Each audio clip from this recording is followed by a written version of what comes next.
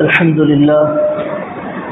لله رب العالمين والعاقبة للمتقين والصلاة والسلام على سيد الأنبياء والمرسلين وعلى آله وصحبه أجمعين أما بعد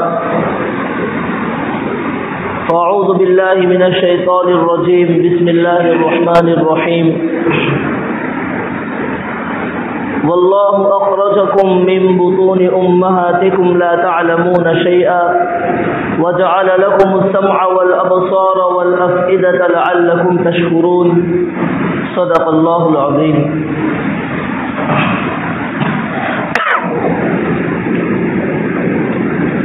محترم سامعین کرام، اللہ رب العزت نے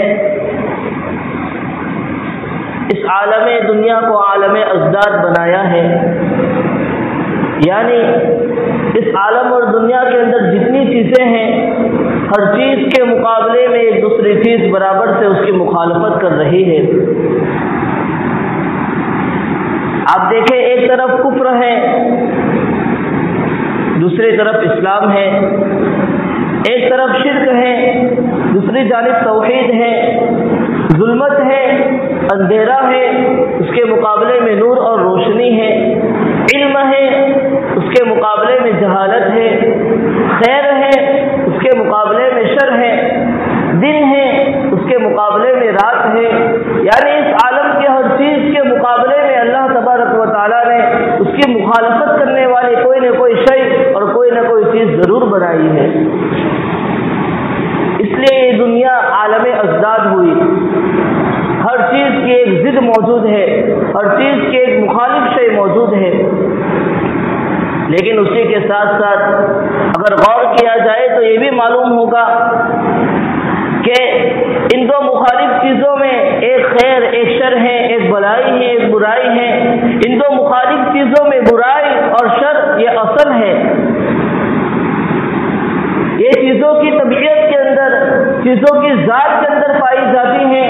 اس برائی کو حاصل کرنے کے لیے، اس برائی کو لانے کے لیے کسی محنت کی ضرورت نہیں پڑتی۔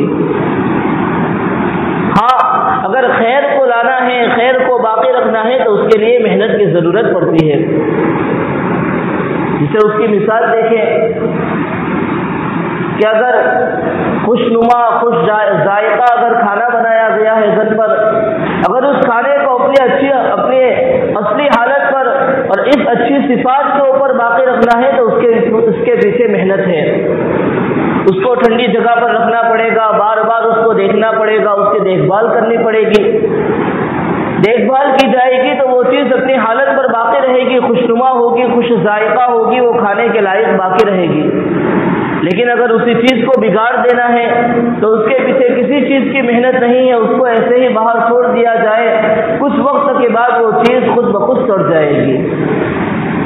اسی طرح باغ ہے اور باغ کا حسن ہے کہ خوشنما باغ ہے، باغ کا حسن یہ ہے کہ اس کا منظر خوشنما معلوم ہوتا ہو، سرسبزی اور شادابی اس کے اندر ہو، تراوٹ محسوس ہوتی ہو، اس کی خوشبو سے دماغ معطر ہوتا ہو، اس کی ٹھنڈی ٹھنڈی ہواؤں سے بدن کو راحت پہنچتی ہو، یہ اس باغ کا حسن ہے۔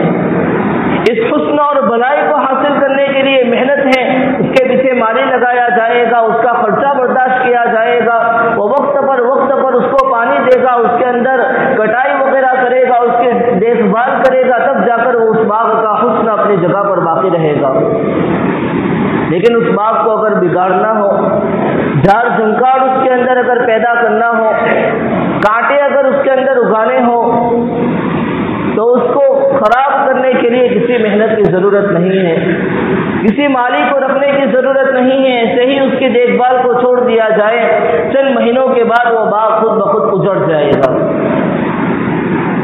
ایک اور مثال لیجئے، مکان ہے، مکان کا حسن ہے، مکان کا حسن یہ ہے کہ وہ خوشنما ہو، اس کی ڈیزائنیں اچھی ہو، صاف صفائی والا ہو، آنے والے مہمان کو اچھا لگتا ہو،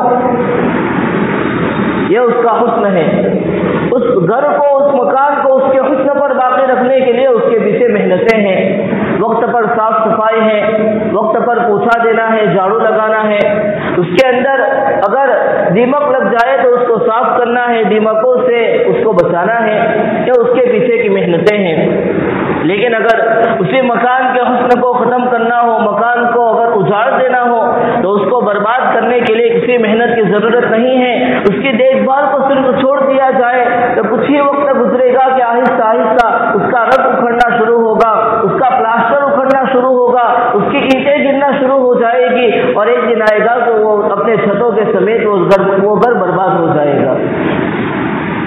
ان مثالوں سے بات سمجھ میں آ رہی ہے کہ اس دنیا کی چیزوں میں برائی اور شر اصل ہے۔ برائی کو لانے کے لیے کسی چیز کی محنت کی ضرورت نہیں ہے، اور خیر کو حاصل کرنے کے لیے محنت کی ضرورت پڑتی ہے۔ اور اسی عالم اجداد کا ایک فرد حضرت انسان بھی ہے، تو اب یہی اصول حضرت انسان کے اوپر بھی لاحق ہوتا ہے کہ انسان کی اصل ذات کے اعتبار سے اس کے اندر برائی ہے، اس کے اندر شر ہے۔ شر کو لانے کے لیے، برائی کو لانے کے لیے انسان کے پیچھے کوئی محنت کی ضرورت نہیں ہے۔ آپ نے یہ تو سنا ہوگا کہ فلاں شہر میں اتنے ادارے، اتنے مدرسے ہیں، فلاں شہر میں اتنے کالج اور اتنی یونیورسٹیاں ہیں۔ کیوں؟ اس لیے کہ انسان کو بنانا ہے، اس کے اندر علم اور فضل کو پیدا کرنا ہے، اس کو فنون اور علوم سے آراستہ کرنا ہے۔ بنانے کے لیے یونیورسٹیاں اور کالج اور مدرسے اور ادارے قائم کیے جاتے ہیں۔ لیکن کبھی یہ نہیں سنا ہوگا کہ فلاں ادارہ قائم کیا گیا، فلاں جگہ یونیورسٹی قائم کی گئی۔ کیوں؟ اس لیے کہ لوگوں کے بچوں کو یہاں جاہل بنایا جائے گا، لوگوں کو علم اور فنون سے کوڑا رکھا جائے گا، اس لیے ادارہ قائم کیا گیا یا اس لیے کالج بنایا گیا۔ ایسا کبھی سننے کو نہیں آتا۔ وجہ یہی ہے کہ برائی کو لانے کے لیے کسی محنت کی ضرورت نہیں ہے، اور بلائی کو حاصل کرنے کے لیے پیچھے محنتوں کی ضرورت پڑتی ہے۔ قرآن کریم میں اللہ تعالیٰ فرماتے ہیں واللہ اخرجکم من بطون امہاتکم لا تعلمون شیئا، کہ اللہ رب العزت نے تمہیں نکالا تمہاری ماؤں کے پیٹوں سے اس حال میں کہ تم کسی چیز کا علم نہیں رکھتے تھے۔ تو معلوم ہوا کہ اصل تو انسان میں جہالت ہے۔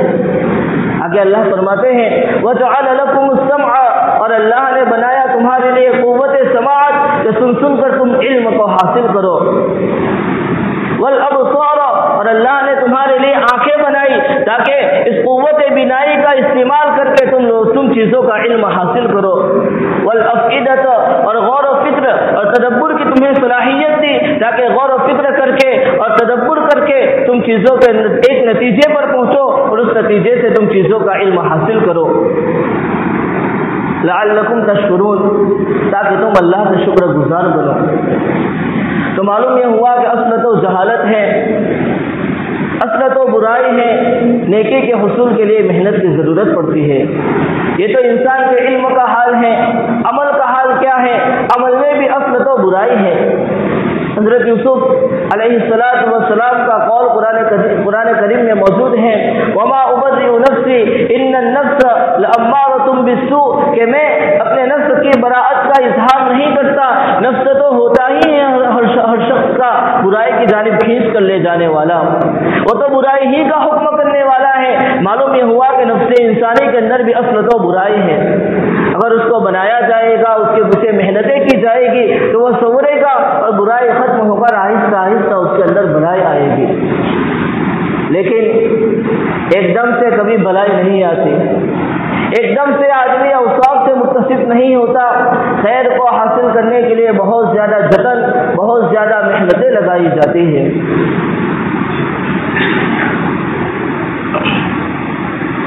ملک افغانستان کا ایک شہر ہے بدخشاں، اس کے اندر ایک قیمتی پتھر ہوتا ہے جو ویسے موتی ہوتا ہے، لیکن وہ موتی کب بنتا ہے؟ موتی بھی اصل میں پتھر ہے، جب اس کے اوپر قدرت کی جانب سے ایک لمبا وقت گزرتا ہے، اس پر محنتیں کی جاتی ہیں قدرت کی جانب سے، تب جا کر وہ سنگ اصلی، وہ ایک خالص پتھر محض، تب جا کر کہیں موتی بنتا ہے۔ کسی شاعر نے کیا خوب کہا، کرنہا باید کہ تا سنگ اصلی زے آفتاب، کرنہا باید کتا سنگ اصلی زے آفتاب لعل گردت در بدخشاں یا عقیق اندر یمن، یعنی یمن کے اندر عقیق نامی جو قیمتی پتھر ہیں، قیمتی موتی ہیں، بدخشاں نامی شہر کے اندر جو قیمتی ہیرا اور موتی پایا جاتا ہے وہ اس وقت وجود میں آتا ہے جب ایک لمبا زمانہ، ایک لمبا عرصہ آفتاب کی تپش کو برداشت کرتا ہے، آفتاب کی گرماہٹ کو برداشت کرتا ہے، اس کے بعد وہ پتھر اپنے اندر موتی بنتا ہے۔ اسی طرح آگے شاعر کہتا ہے کہ سالہا باید کتا یکود کے ازدر سے علم، سالہا باید کتا یکود کے زیدر سے علم، عالم گردد نیکو یا شاعر شیری سخن، کہ ایک بچے کو جو نادان ہے اگر بہترین عالم اور فاضل بنانا ہے یا بہترین عمدہ شاعر بنانا ہے تو عالم اور فاضل بنانے کے لیے اور بہترین شاعر بنانے کے لیے ایک لمبا زمانہ درکار ہوتا ہے۔ اس لمبے زمانے کے بعد، لمبی محنتوں کے بعد اس کے لیے مدارس قائم کیے جائیں گے، معلمین اور ملازمین رکھے جائیں گے، ان کے پیچھے تنخواہوں کا خرچ برداشت کیا جائے گا، عمارتوں کا خرچ برداشت کیا جائے گا۔ اتنی زیادہ محنتوں کے بعد ایک نادان طالب علم کئی سالوں کے بعد عالم اور فاضل بنتا ہے، یا ایک نادان طالب علم کئی سالوں کے بعد شاعر شیریں سخن بنتا ہے۔ تو معلوم ہوا کہ اوصاف کو حاصل کرنے کے لیے ایک دو دن کی بات نہیں، سال ہر سال درکار ہے۔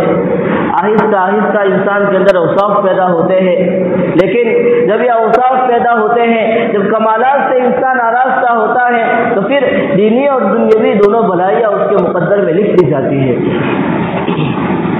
آپ دیکھیں حضرات صحابہ کرام پہلے اوصاف سے کورے تھے، قبل اسلام اوصاف سے خالی تھے، لیکن آپ علیہ الصلوۃ والسلام کی صحبت میں رہ کر اوصاف اور کمالات کو حاصل کیا۔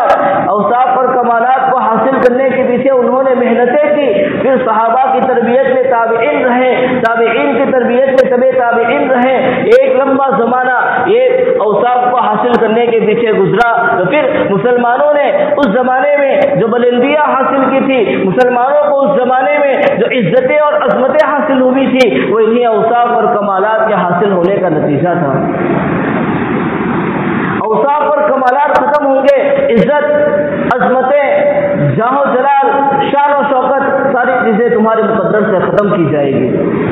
اوصاف کمالات حاصل ہوں گے تو اس کے بعد ساری عظمتیں، ساری شان و شوکت، سارا جاہ و جلال آپ کے مقدر میں لکھ دیا جائے گا۔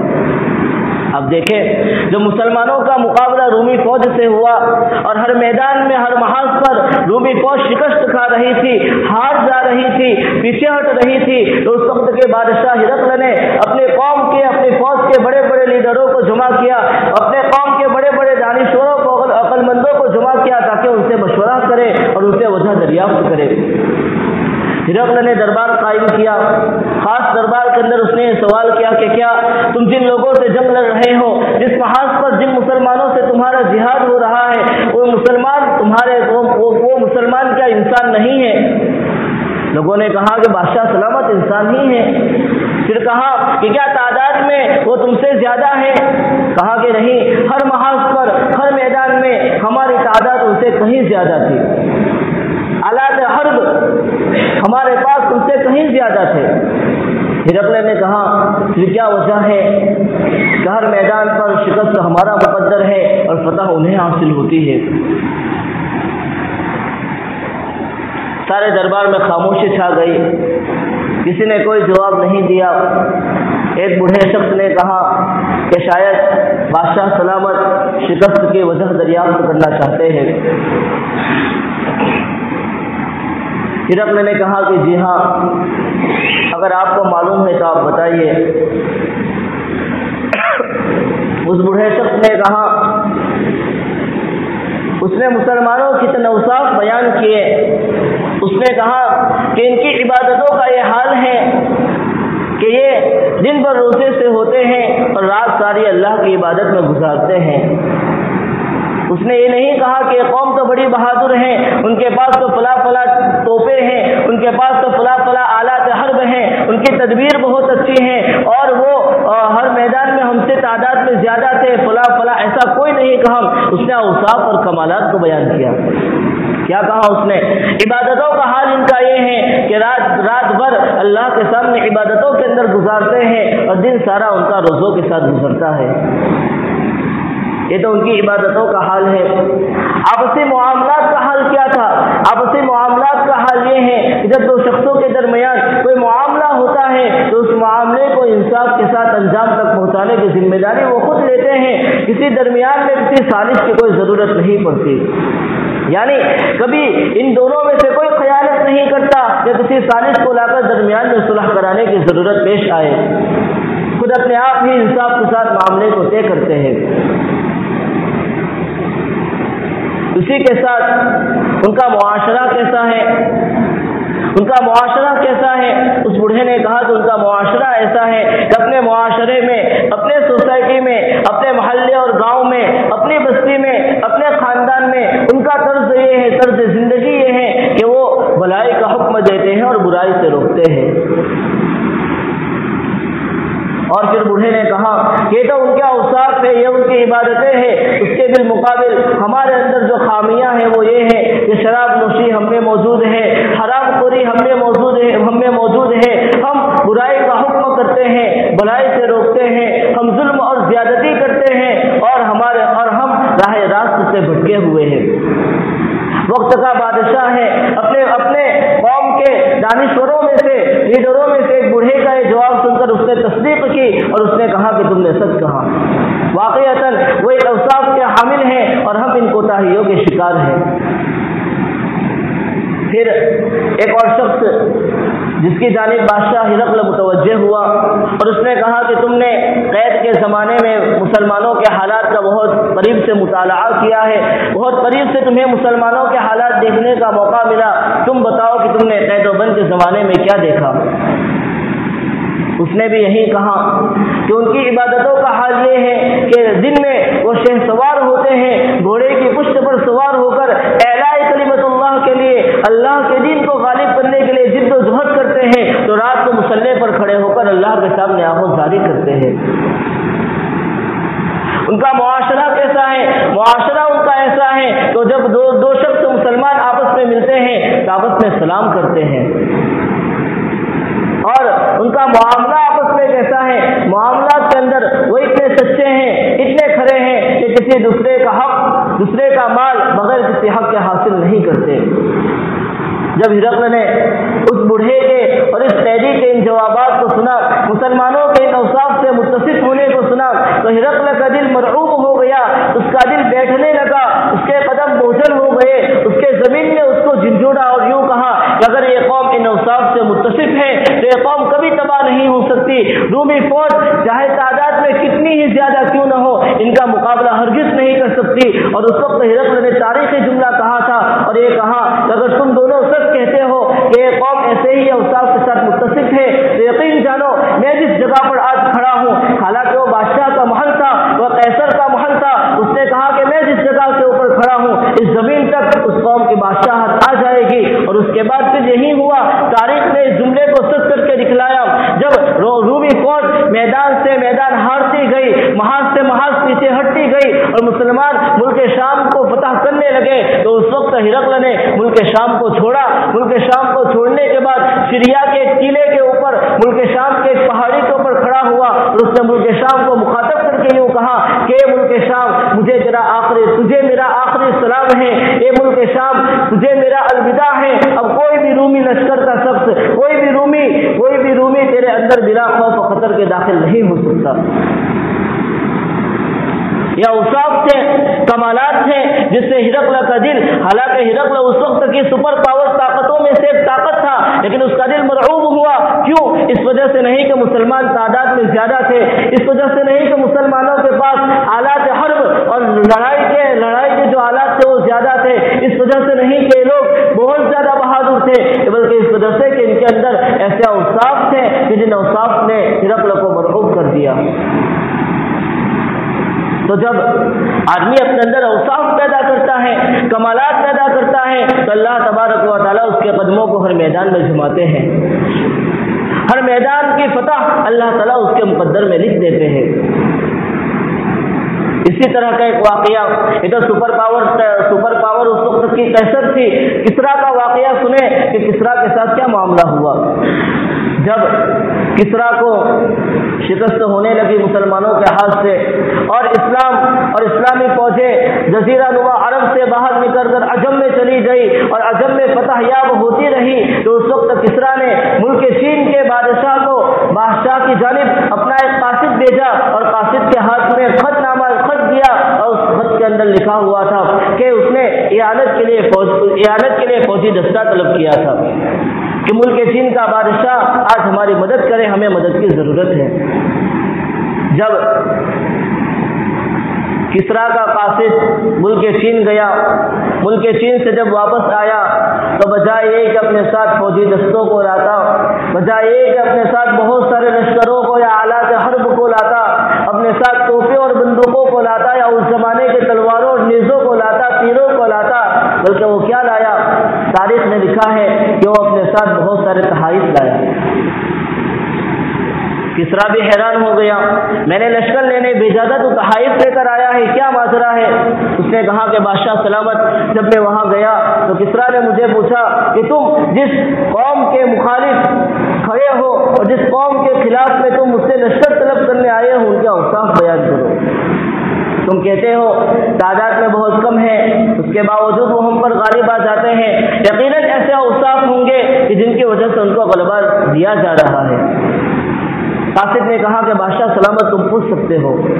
اس نے پوچھا کہ اطاعت کے اندر وہ لوگ کیسے ہیں؟ بہت سارے سوالات کے مختصر یہ کہ اس نے پوچھا کہ ان کی اطاعتیں کیسی ہیں؟ اس نے کہا کہ کوئی قوم اپنے امیر کی جتنی اطاعت کر سکتی ہے اس سے کہیں زیادہ یہ مسلمان قوم اپنے امیر کی اطاعت کرتی ہے۔